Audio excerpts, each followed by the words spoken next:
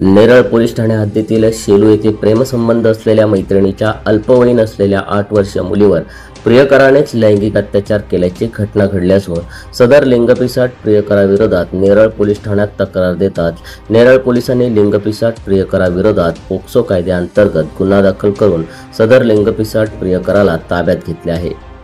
मौजे शेलू येथील एका सोसायटीमध्ये राहणारी 32 वर्षीय महिला हिचे जितेंद्र सुखदेव चोपडे या 55 वर्षीय इस्माबरोबर प्रेमसंबंध असल्याने ती महिला व तिचे पहिल्या नवऱ्यापासून असलेल्या 2 मुलांसह प्रेमसंबंध असलेल्या इस्मासोबत गेली 3 वर्ष लिव्ह इन रिलेशनशिप प्रमाणे एकत्र राहत होती।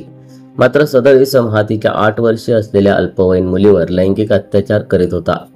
सदर लैंगिक अत्याचाराचा प्रकार हा दिनांक 26 जून 2025 ते 18 जुलै 2025 या दरम्यान सुरू होता। सदर बाब ही महिलेच्या लक्षात येताच सदर महिलेने आपल्या पीडित मुलीला घेऊन सदर इसमाविरोधात नेरळ पोलीस ठाण्यात तक्रार दाखल केली असता सदर पीडित अल्पवयीन मुलीला नेरळ पोलीस ठाण्याच्या महिला पोलीस उपनिरीक्षक प्राची पांगे यांनी विचारपूस केली असता सदर पीडित मुलीने तिचा बाप हा रात्रीच्या झोपेत तिला स्वतःकडे ओढून घेऊन तिच्या प्रायव्हेट जागी हात घालतो व चुकीचे कृत्य करतो अशी हकीकत सांगितली असता क्षणाचा विलंब न करता लिंगपिसाट प्रियकराला नेरळ पोलिसांनी ताब्यात घेत त्याची चौकशी केली असता दारूच्या नशेत 2 वेळा पीडित अल्पवयीन मुलीसोबत असे कृत्य केल्याची कबुली दिली असल्याने सदर लिंगपिसाट प्रियकराविरोधात नेरळ पोलीस ठाण्यात गुन्हा रजिस्टर नंबर 117/2025 भारतीय न्याय संहिता कलम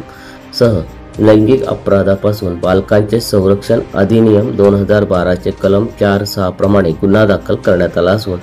अधिक तपास हा पोलीस सब इन्स्पेक्टर भास्कर गच्चे हे करीत आहेत। सम्राट मराठी लाईव्ह साठी ब्युरो रिपोर्ट नेरळ।